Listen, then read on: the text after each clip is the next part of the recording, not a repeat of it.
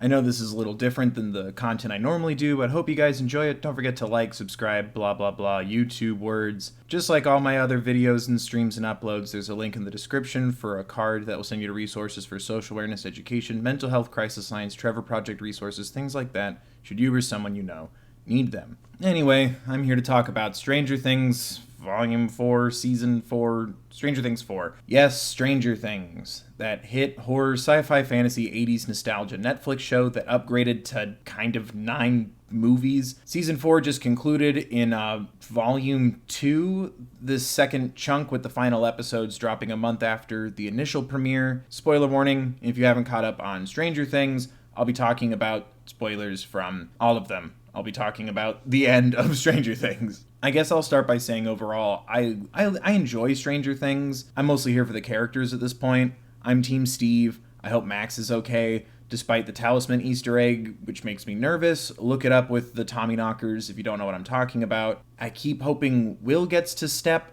out and do something beyond serve sad looks before the show concludes with season 5. It has a lot of flaws, but I keep tuning in every few years to see what's next for Hawkins as more monsters face off with this lovable ragtag team of misfits. It engages my inner horror nerd and has a soundtrack filled with songs I heard growing up, and now finally, metal has been added to the mix.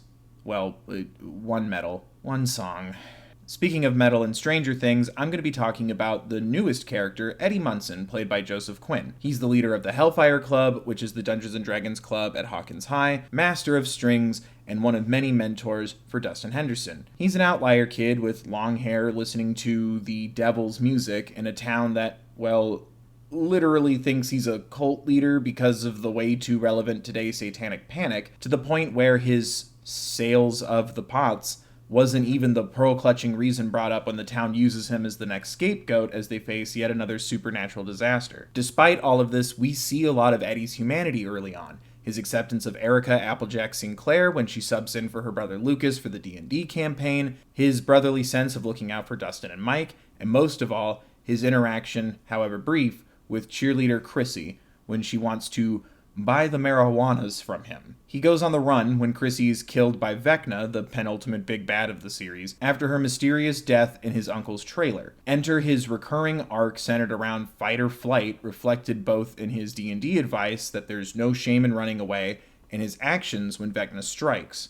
In his words, he's not a hero. Until he is. When it's time to face off with Vecna in the Upside Down in the finale of the season, he is the distraction. More importantly, the metal bard, destined to play the most metal concert ever in a hellscape of demon bats and monsters with red lightning around him. It's sick, lit, wizard, rad, poggers. He shreds his guitar in great climactic fashion to Metallica's Master of Puppets, and I really loved this scene. Until the show stuck a little too close to the running away arc, and Eddie dies, now making this the only metal moment of the season, and hopefully not the series. And I was really hopeful they were going to subvert their own trope of killing off beloved new supporting characters in their debut season, especially when he starts talking to Dustin in very on-the-nose, I'm dying soon platitudes. That's my bad for hoping.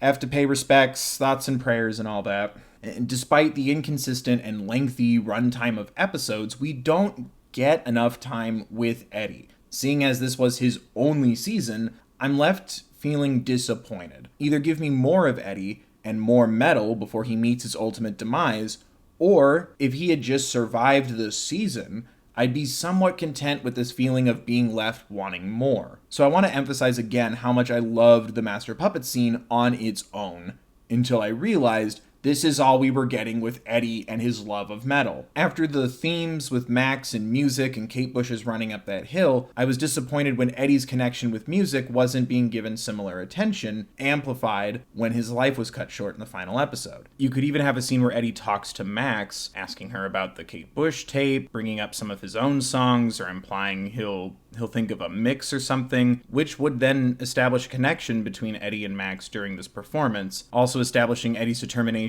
to help stop what Vecna did to Chrissy from happening again. It makes me sad in retrospect that his one song was Master of Puppets, and it was feeling more about Vecna and not so much about him or the Hellfire metaphor or even Chrissy. Yes, Chrissy was one of Vecna's victims, and Master of Puppets hits on his Elm Street evil power over your trauma, but only one song just didn't cut it for me. I was hoping for like a full 80s metal set list to be built into the 2.5-hour finale, especially after he dedicates his performance to Chrissy's memory. My enjoyment decreases after looking back on the season. I will acknowledge up front that I am indeed very biased on picking more songs to use for Eddie. I mean, when I saw the trailer for Stranger Things 4, my head began to swim with ideas and the concept of metal being introduced in Stranger Things. Personal note, my stepdad gave me boxes of music to help me deal with issues I was facing in school growing up. Most of this music was 80s metal and about pushing back on hateful ideologies, and it got me through a lot of bullying, fights, and being told I'm going to some place called hell. So when I saw Eddie, I was excited. When he held up Iron Maiden and declared it to be indeed music, I laughed through tears. And seeing Dustin enthralled by Eddie's music and guitar playing hit me right in the gut. This was the music that became my refuge, given to me by my own Eddie Munson. But again, we only get one song. No encore for Eddie, which would be a great episode title, by the way. You're welcome, the Duffer Brothers. Hire me. Starting with the setup and resolution of Eddie's big arc of fighting, not running, that also feels like a miss to me and kind of confused me. Being so pivotal to his character, it just continues to add to this empty feeling, reflecting back on Eddie Munson and this character. When he's the Hellfire Dungeon Master, he says there's no shame in running away, and then when Vecna gets Chrissy, he runs away. Seeing as he was already doomed to be persecuted by the small-minded small town of Hawkins, that actually was the smart move to me. Run, regroup, find help. While there's validity in his guilt and the experience can still be used as a building block for his character growth, I couldn't help feeling it would have been more interesting to have the lesson he learns to be understanding when you're outmatched or outnumbered, when to run, and the utility in living to fight another day. The season seemed to want to try teaching us that we are not alone, so why not incorporate that into Eddie? In his final stand, he rushes the horde of demon bats in the Upside Down to buy more time to defeat Vecna/Henry/1, using a trash can shield with nails to fight off monsters. This is already a missed opportunity to give us another Eddie metal song. If we have to adhere to the story we get, a second metal track here would have been, well, metal. If I can add my own twist on things for a second, Eddie's second distraction could have continued here if he had utilized his flight response by grabbing a boombox from his room and blaring more headbangers as he rides away on his bike, leading the bats further away from Dustin and the others. This would let his character come full circle on seeing running initially as cowardly, and even call back to Max's music journey in Volume 1. Turn that music up to 11 and ride off to save the party. It's certainly less traditional heroism, sure, but why push the tired machismo angle? Someone experienced in D&D would likely think outside the box in this way, and it would give himself closure after believing that he simply ran away like a coward from Chrissy. What could he have done if he stayed put? He would have just been arrested and then wouldn't have been there to help investigate the gates, and he definitely wouldn't be there when it was time for the final fight. Eddie needed to run when there was no other option. He was right all along. There's no shame in running and fighting another day. This would have given his brief time in the show more weight thematically, as well as tying into other character moments. Dustin would be given an alternative to what Steve constantly displays throughout the series when he continues to choose fighting despite always losing, or almost always losing. It would have complemented Steve's failures at combat while providing perspective to characters like Dustin as well as to us, the audience. Fighting doesn't always work, nor should it be your only option. Taking the metal bard distraction on the road would also give us more songs for Eddie to play to give us some more insight into his life and even his memory of Chrissy. While Metallica's Master of Puppets is a great song, I feel it would have been best served in the final fight against Vecna and the Running Up That Hill remix placed later on after the fight, either for Max's Unknown Fate, the reunion at Hopper's cabin, or the literal hill everyone stands on in the final scene. If we had Master of Puppets playing while Nancy is shooting Vecna, it already syncs so well with the beats of those action moments, especially repeating Master, Master, as we switch to each story's boss fight. And it would showcase the control returning to our main characters over the evil Vecna/1/Henry, literally turning the meaning of the song upside down. Thank you. Like and subscribe. Power would return to our characters over these demons that haunted us, making them the new master. This could also be achieved by simply moving Eddie's final performance during the final fight and making him part of that last strike. I almost AMV'd it on my own just for fun.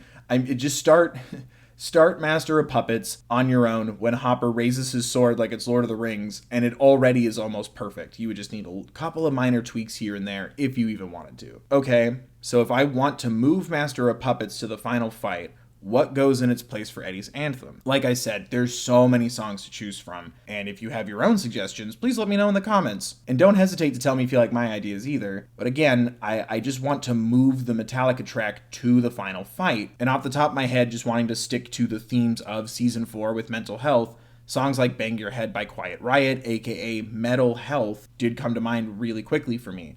A song about rebelling against the parameters of the status quo, lyrics telling of a controlling mother and a judgmental school system would certainly fit Eddie and Chrissy nicely. A song for those who have been mocked or judged and encouraging you to express and embrace your individuality. Or hell, I don't know, maybe one of the many, many songs out there about hell in the name of Hellfire Club, that stigma behind the Dungeons and Dragons Club feeding into the overwhelming pressures Chrissy faces because they come from, if not the same sources as in people, certainly that same warped ideology that still infects us today. Links in the description. I mean, we saw Eddie defend Iron Maiden, so maybe The Number of the Beast or Hallowed Be Thy Name, Slayer's Hell Awaits comes to mind, Black Sabbath's Heaven and Hell. The list can go on and on. For me, a song that comes to mind would also be Holy Diver by Dio. It fits how Eddie would see Chrissy, someone trusting themselves to see others for who they are.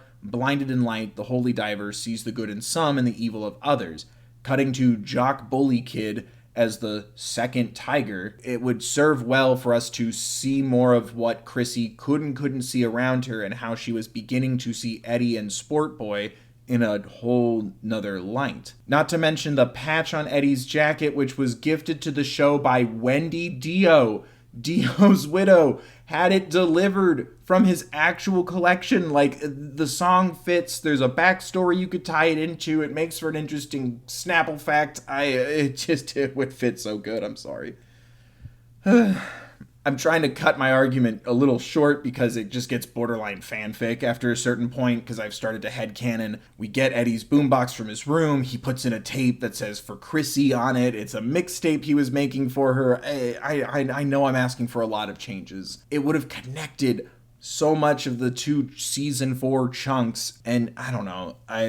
I'm not going to pretend to know how it is to run a production. Like I said, I know there's a lot of complications that I am not educated in. You can definitely see the response to Running Up That Hill, which is an amazing song I did a video on not too long ago. You could see Separate Ways by Journey getting pushed back in the marketing in favor of Kate Bush, which isn't a bad thing. I'm just curious, maybe even if Master of Puppets was going to be the final fight song, and then they moved it in editing. I don't know. I just want more 80s metal, and I want justice to be served for Eddie. I would be enjoying the Metal Bard a lot more if I had the promise of another metal concert in the future, or had just been given more in this episode. Maybe Dustin will take up metal in his honor or his memory. I mean, that would wreck me nice and good. I know a lot of work goes into projects of any size, any popularity, and whatever the results for me personally, good or bad, liked or not, it does not mean poor work has been done. Stranger Things is by no means perfect, but far from terrible.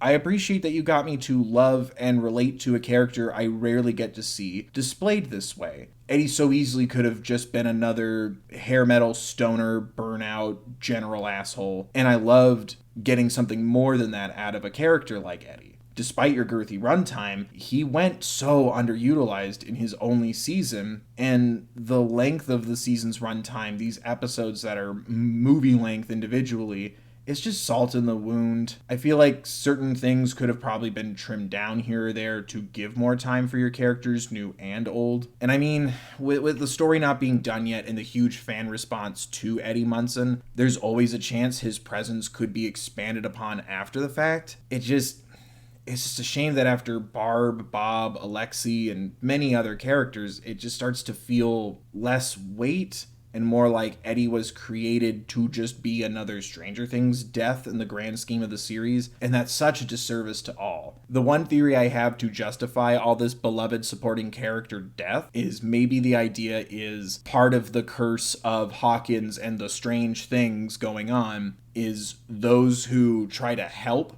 are doomed to fall. It would definitely make sense with a lot of the influences and elements that shape Stranger Things. However, that would also mean we're going to lose Robin, and after that beautiful peanut butter sapphic relationship metaphor, please don't. I need what few characters left to still be okay, because that would imply not only Robin, but also Max would be doomed. Anyone helping are doomed to fall. That's the only theory I can really wrap my mind around, as if it was intentional.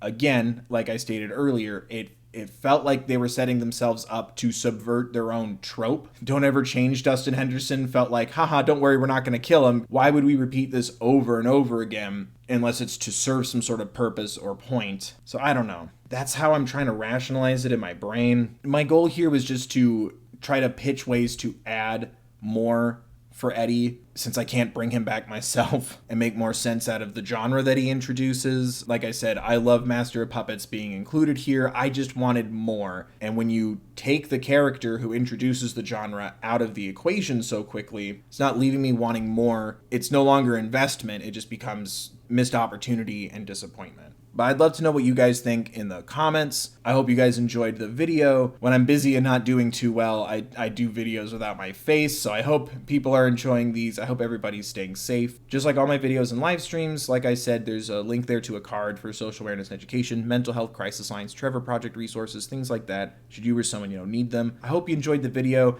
gave you something to think about, gave you something to reflect on, or a space to vent your frustration at the passing of our dear Eddie Munson. Don't forget to smash that like and subscribe if you haven't, ring the bell for notifications, check the settings, set them to all, blah blah blah YouTube words. And if you want more videos like this, kind of giving thoughts and feelings on characters or shows, maybe another Stranger Things video in the future, let me know. My gaming channel's in the description, Build Chill Gaming, as well as with a link to my merch store if you want to support me there. I hope to see you next time I upload or go live. Hope everybody's staying safe. Be mindful of others. Wear a mask if you choose to go out. And remember to take care of yourselves, please.